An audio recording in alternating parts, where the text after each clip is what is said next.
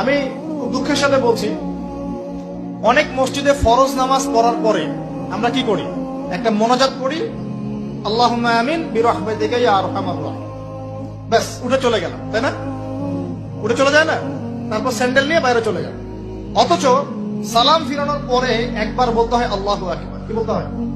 তিনবার বলতে হয় আস্তাগফিরুল্লাহ আস্তাগফিরুল্লাহ আস্তাগফিরুল্লাহ, বলতে হয় আল্লাহুম্মা আনতাস সালাম ওয়া মিনকাস সালাম তাবারাকতা ইয়া যাল জালালি ওয়াল ইকরাম। একবার পড়তে হয় আয়াতুল কুরসি, 33 বার সুবহানাল্লাহ, 33 বার আলহামদুলিল্লাহ, 33 বার আল্লাহু আকবার, তারপর কালিমা শাহাদাত। এরপর সূরা ফালাক একবার, সূরা নাস একবার, ইখলাস একবার। আরো তো অনেক দোয়া আছে, আল্লাহুম্মা লা মানিআ লিমা আ'তাইত ওয়া লা মু'তিয়া লিমা মানা'ত ওয়া লা ইয়ানফা'ু যাল জাদ্দি মিনকাল জাদ।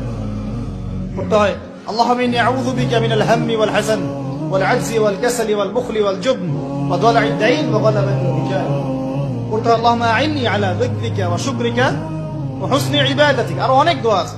দেখেন তো, মোনাজাত করেন, আমি তো না করছি না, আমি তর্ক করতে আসি না এখানে, এটা নিয়ে আমি ঝগড়া করতে আসি, কিন্তু এই সুন্নতটা যে উঠে গেল, মোনাজাতটা করে যে মসজিদ থেকে বের হয়ে চলে গেলেন, এই সুন্নতটার উপর আমল কে করবে? সুন্নত উঠে গেল না?